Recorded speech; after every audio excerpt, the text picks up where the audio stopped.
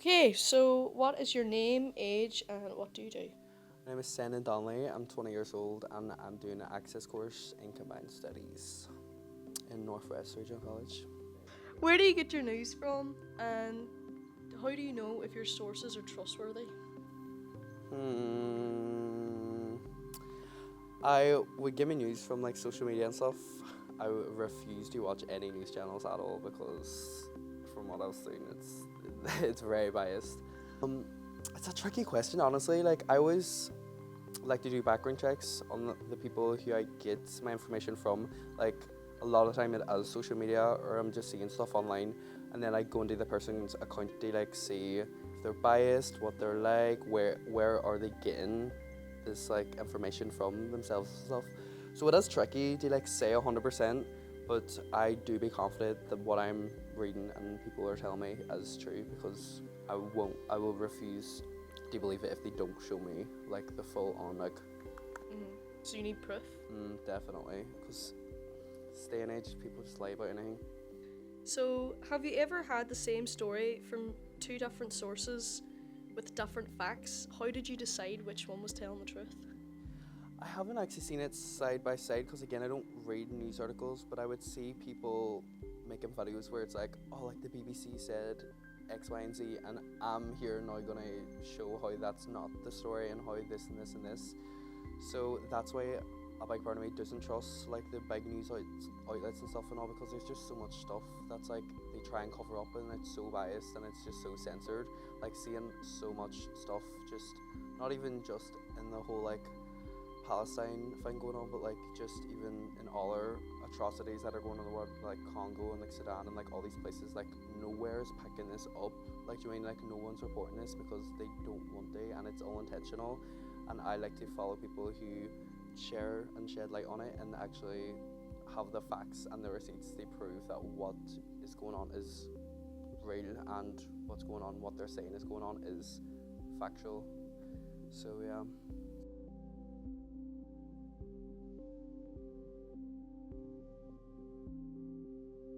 So, my name is Neve Brawley. I am 25 years old and I am a student at the Northwest Regional College studying film and TV. Has the way you receive factual media changed in the past 5 to 10 years? If so, how? I think it is definitely in like an online sense. A lot of people get their news from online rather than actual reports, since there's like so many biases, and there always has been. But there's like recently, there's just been a lot of tension between them, and I know a lot of my friends now. We're all over 25 or whatever. We get it from like not even Facebook, but it'd be like social media like TikTok, Instagram. It'd be different about different things that go around the world about Palestine, about anything in the news is a genocide happening.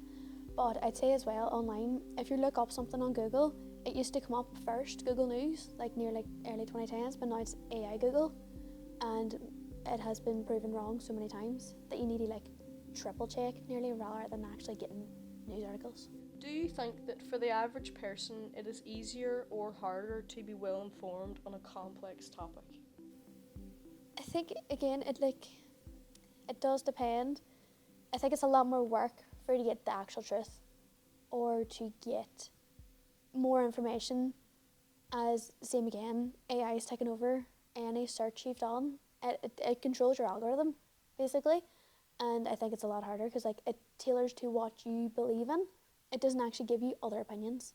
It doesn't give you, because you could be so far up one way and have no idea what's going on the other way, but like it could be a bias as well. So it's just I think it's a lot harder. Since everyone has access to the internet and to post on the internet, do you think that it gives us a chance to hear more diverse voices or just a chance to change traditional journalism? I think since a lot of movements, especially since 2020 and the Black Lives Matter movement, since that was so big and it was all over the internet, many other minority groups have been able to preach their voice for their own causes, and especially like the past couple of years of genocide happening in Palestine. It's always been going on, but it's a lot more now. What I've seen anyway on my algorithm, I've seen a lot more diversity anyway, because I have been following all of these like movements happening. I've been hearing from like different like different countries, different voices, different things happening all the time, like in Congo as well. And it just seems like as a collective, there's so much happening, and it's non-stop. But like, yeah. Hello, my name is Michael Timoney. I'm a lecturer at Northwest Virginia College. I was born in the 80s, but I'm not telling you my age. So the first question is, how has the internet changed the production and distribution of factual media? The introduction of the internet has completely changed the landscape of media production as we know it. Today we're able to get our content, our productions, our films, our documentaries out to mass audience immediately. Back in the day, you had to go out and search for funding. You had to do a lot of hard work to get items distributed. Today it's in an instance. Anyone can set up a social media profile, anyone can set up a YouTube, anyone can set up a Vimeo, and with the use of hashtags and sharing content on social media, you can find a large audience immediately. It's so powerful that we can communicate in this way instantly, but with that there also comes some limitations. There are vast amount of misinformation out there in the media, and now with the introduction of AI, we have to be ever more vigilant of the content that we consume and the message that we receive, because it changes our perceptions, it changes our ideals. Yeah, so it is quite a drastic change since the early 2000s to today. Do you think the democratization of media has made it harder for us to agree on the basic facts? The democratization of media can certainly make it more difficult for us audiences to agree to the facts in any story. With the introduction of mobile devices, we can all tell our story, we can all find an audience, we can all communicate our messages, our ideas and ideals to mass audiences, which can have negative consequences as well. We've seen recently in the media instances of YouTube channels, TikTok channels, social media profiles, influencers communicating messages that can incite hate, which can be really harmful in society. We live in multicultural societies. We have people with different beliefs and different backgrounds, and sometimes people can use the power of media arguably for evil.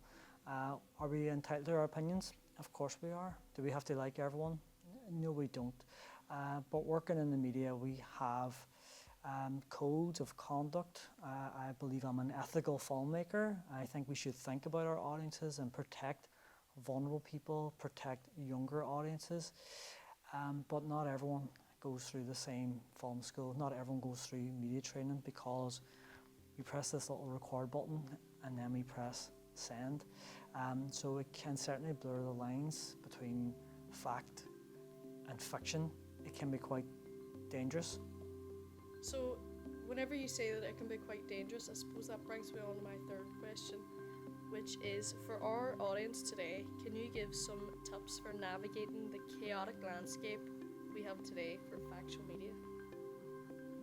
Yeah, I think there's a lot of misinformation out there, and I'm just thinking about my own experience scrolling through social media.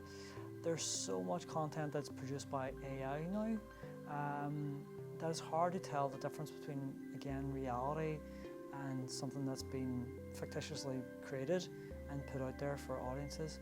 I think knowing your sources is really important. We might see a news story about conflict, about culture, about religion, about politics, about groups of people on a social media post that can really catch fire. I think WhatsApp, although it's a powerful tool and I use it to communicate with my family and friends and working on projects and working on productions, the shareability, which is fantastic for an audience, but the shareability means that news and fake news alike can spread like wildfire in an instant. We can all think about something that's happened in our town, an incident that's happened, maybe it's a traffic collision or maybe it's some breaking news, in an instant we've got the news, we've got videos, we've got images in our handheld devices before the journals have even heard about it.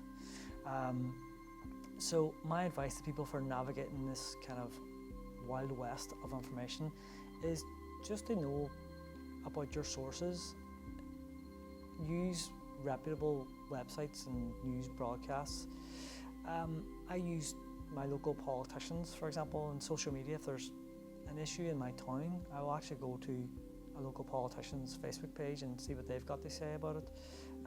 Usually they'll report on things that have been verified rather than just hearsay or slander.